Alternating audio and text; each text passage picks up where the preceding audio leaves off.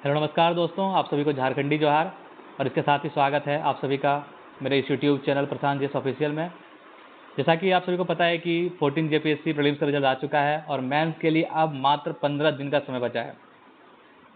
तो इसमें सबसे इम्पोर्टेंट जो स्कोरिंग हमारा एरिया है, पेपर 6 है, पेपर 3 है, पेपर 4 है, पेपर 5 में सामान्यतः सबका कम मार्क्स रहता है।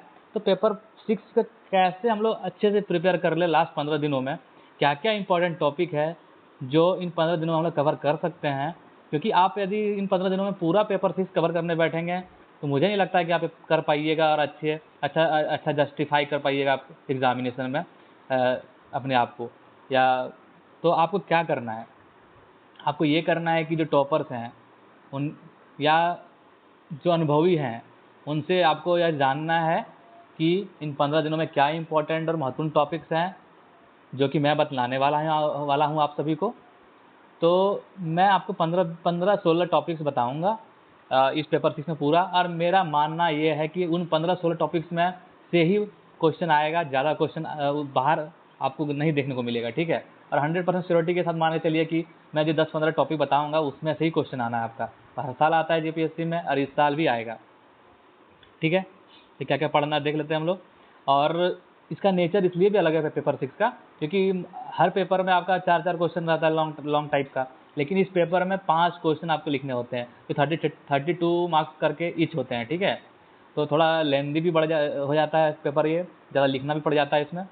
इसके साथ ही 20 MCQ रहेंगे। तो चलिए देखते हैं क्या क्या इंपॉर्टेंट टॉपिक्स हैं। फिजिकल साइंस का जो पार्ट है उसमें आपको क्या करना है, एक solar system, relative position of earth with respect to sun and other planets, movement of earth moon in solar system, lunar and solar eclipses. अब देखो इसमें पढ़ना क्या है। अब पीवाईक्यू आपने देखा होगा तो इसमें इस टॉपिक में 2-3 क्वेश्चन बनते हैं। एक तो लूनर सोलर एक्लिप्स जो है वो कितने टाइप्स के होते हैं, उसका डायग्राम वगैरह बना के अच्छे से, और एक केपलर्स लॉ के ऊपर क्वेश्चन पूछता है जेपीएससी। तो इस टॉपिक में आपको 2 क्वेश्चन प्रिपेयर कर लेने हैं, ठीक है, विद डायग्राम। इसके बाद concept and nature of sound, wavelength, frequency, infrasonic ultrasonic sound, sources of infrasonic sound in nature, ultrasonic sound characteristics and applications. हर साल इस टॉपिक से क्वेश्चन आ रहे हैं और इस साल भी मैं लिख के गारंटी के साथ देता हूँ कि क्वेश्चन आएंगे ही आएंगे, ठीक है। तो अल्ट्रासोनिक और इंफ्रासोनिक साउंड का पूरा ये आप कर लीजिएगा विद डायग्राम, ठीक है। उसके बाद लाइफ साइंस की बात आती है। तो लाइफ साइंस में आपको क्या करना है, ठीक है। लाइफ साइंस में आपको सेल रिप्रोडक्शन करना है। पूछा नहीं है लेकिन मैक्सिमम चांस अगर पूछ ले, सेल साइकिल, माइटोसिस और मियोसिस, ठीक है। उसके साथ ही theory of evolution of life on earth including human evolution, Lamarck और कौन कौन सा थ्योरी है, 2 थ्योरी है, मैं वो दोनों को आप अच्छे से कर लेना है। उसके बाद बोल रहा है डीएनए स्ट्रक्चर एंड फंक्शन, बहुत इंपॉर्टेंट है, ये पूछ सकता है, ये पूछेगा भी। डीएनए स्ट्रक्चर एंड फंक्शन बहुत इंपॉर्टेंट है, ठीक है, ये इंपॉर्टेंट है। और इसके साथ ही इसमें आप क्या कर सकते हैं, इसमें आप cell structure and its function ये कर सकते हैं। और उसके बाद करना है तो प्लांट हार्मोन्स कर लीजिएगा, plant hormones and growth regulation और एनिमल हार्मोन्स, प्लांट हार्मोन्स और एनिमल हार्मोन्स। तो क्या इंपॉर्टेंट है, cell structure and its function, hormones, इसमें प्लांट हार्मोन्स और एनिमल हार्मोन्स। उसके बाद सेल रिप्रोडक्शन, इसमें cell cycle, mitosis, meiosis, DNA structure and function, और उसके साथ ही theory of evolution of life on earth. ये 4 टॉपिक आप कर लेते हैं तो पूरा ये आपका लाइफ साइंस खत्म, ठीक है। उसके बाद एग्रीकल्चरल साइंस की बात आता है तो एग्रीकल्चरल साइंस में बहुत इंपॉर्टेंट टॉपिक आपका है different agro climatic zones of Jharkhand, rainfall pattern and non biotic stress in each zone, ठीक है। तो बहुत ही इंपॉर्टेंट टॉपिक है, इसकी आने की संभावना इस बार लगभग 90% से ऊपर है, आएगा ही आएगा, ठीक है। ये इंपॉर्टेंट चीज़ हो गया आपका। उसके बाद आपको concept of agro forestry, wasteland and means to reclaim them, ये बहुत इंपॉर्टेंट है, ये भी आ सकता है आपका। फिर गवर्नमेंट स्कीम्स और benefit of farmers of state, ये भी आ सकता है। ये 2-3 चीज़ आपको इम्पोर्टेंट है, 3 चीज़ इंपॉर्टेंट है, different agro climatic zones of Jharkhand, ठीक है, रेनफॉल पैटर्न हो गया, concept of agro forestry, government schemes. बाद में कि इससे यदि आता है ये दोनों टॉपिक से तो आप कर लीजिएगा, उतना ज़्यादा हार्ड नहीं है, ठीक है। तो उसके बाद इन्वायरमेंटल साइंस की बात आती है, तो इन्वायरमेंटल साइंस में आपका इकोसिस्टम का concept, structure and function of ecosystem बहुत इंपॉर्टेंट आ सकता है ये। रिन्यूएबल और नॉन रिन्यूएबल आ चुका है, तो इस बार संभावना कम है इस चीज़ों को पूछने की। पॉल्यूशन आप देख लीजिएगा, एयर पॉल्यूशन पूछा था पिछला बार, इस बार वाटर पॉल्यूशन पूछा जा सकता है, ठीक है। वाटर पॉल्यूशन आप देख लीजिएगा। उसके साथ ही आपको क्या करना है, उसके साथ ही आपको जैसे लॉ वगैरह है, ठीक है। डेजर्टिफिकेशन के ऊपर क्वेश्चन आ सकता है, एक बड़ा टॉपिक है, अच्छा इंपॉर्टेंट टॉपिक आपका है, ठीक है। और इन्वायरमेंटल लॉज कर लीजिएगा आप, एयर एक्ट हो गया, वाटर एक्ट हो गया, FCA हो गया, ये 3-4 इंपॉर्टेंट टॉपिक है। क्या करना है, concept of ecosystem, structure and function of ecosystem. इसके साथ ही आप क्या कर लीजिए, रिन्यूएबल और नॉन रिन्यूएबल एनर्जी रिसोर्सेज कर लीजिए, पॉल्यूशन कर लीजिए। एयर आ चुका है तो वाटर आ सकता है इस बार, वाटर पॉल्यूशन। उसके साथ ही डिजर्टिफिकेशन बहुत इंपॉर्टेंट मुद्दा है, इसको कर लीजिएगा। इन्वायरमेंटल लॉज में एयर प्रिवेंशन एंड कंट्रोल और पॉल्यूशन एक्ट जो है, इन्वायरमेंटल प्रोटेक्शन एक्ट और वाटर एक्ट, ये 3-4 एक्ट आपको देख लेना है। तो मुझे लगता है इन्वायरमेंटल साइंस में इतना कर लीजिएगा तो सफिशियंट है, वेल एंड सफिशियंट है, ठीक है। इसके बाद साइंस एंड टेक का होता है, जो कि बहुत स्कोरिंग है। आप इसमें से अच्छा टॉपिक सेलेक्ट कर लेते हैं, अच्छा क्वेश्चन सेलेक्ट कर लेते हैं, तो 32 में से आपको मेरा लगता है 25+ आपको मार्क्स मिल जाएंगे। देखो पिछले बार पूछ लिया है conventional and non conventional sources of energy, तो इंपॉर्टेंट है। अब देखो न्यूक्लियर एनर्जी का मेरिट और डीमेरिट बहुत इंपॉर्टेंट है, आ सकता है। Trends in nuclear policy, NPT and CTBT। तो अब न्यूक्लियर एनर्जी को अच्छे से कर लीजिएगा, आने की संभावना हमेशा बनी रहती है। Applications of satellite for different purposes, ये भी कर लेना आपको, ठीक है।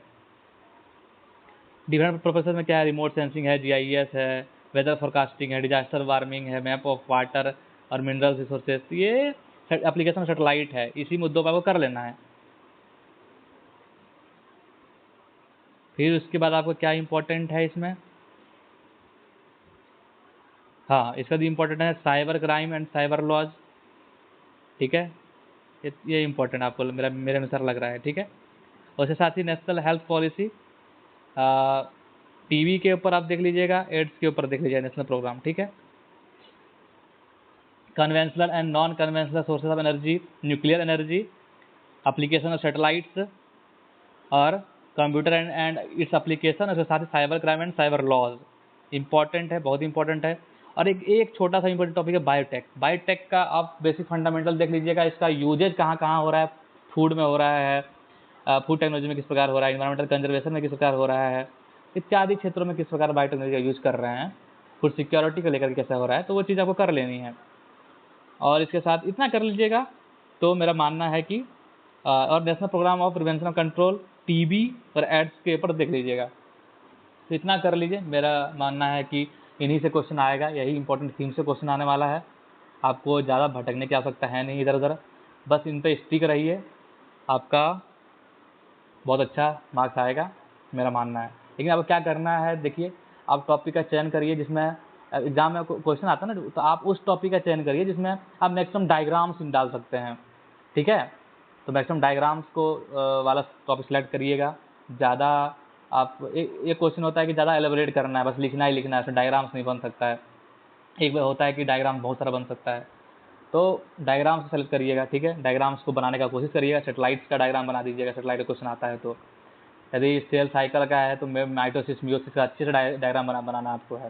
सेल एंड फंक्शन का है तो सेल और इसके जो ऑर्गेनाइज है उसका डायग्राम अच्छे से प्रैक्टिस कर लीजिएगा।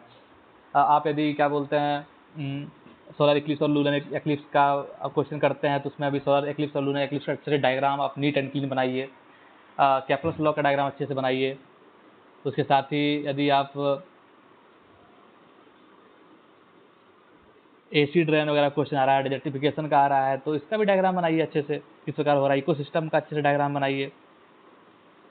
यदि रिन्यूएबल और non renewable source of energy आ रहा है तो इसका डिस्ट्रीब्यूशन बताइए, इंडिया का मैप बता के, वर्ल्ड का मैप बना करके। एग्रो फॉरेस्ट्री का डायग्राम बनाइए, 2-3-4 डायग्राम, बहुत अच्छा डायग्राम है। एग्रो क्लाइमेट जोन्स आता है तो उसमें भी एक अच्छा बहुत अच्छा डायग्राम है, उसको बनाइए, झारखंड का मैप जो है, ठीक है। उसके साथ ही theory of evolution of life on earth, ये सब ठीक है। यदि हार्मोन्स का क्वेश्चन आता है तो उसमें भी डायग्राम बनाइए कि कौन प्लांट हार्मोन और एनिमल हार्मोन का जो है वो किस प्रकार का रोल अदा करता है, उसमें डायग्राम बनाइए।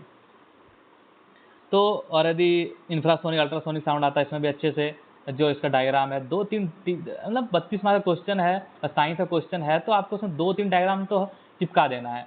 आप डायग्राम बनाइए और मान के चलिए कि आपको नंबर यदि 25 से कम आ गया तो मान तब आप हमें बताइएगा। तो चलिए इन्हीं के साथ यह पूरा डिस्कशन समाप्त होता है। तो इन 14-15 टॉपिक्स है पूरा, इनको कर लीजिए, पेपर 6 आपका चंगा हो जाएगा, ठीक है। ऑल द बेस्ट, आप लोग अच्छे से प्रिपेयर करिए।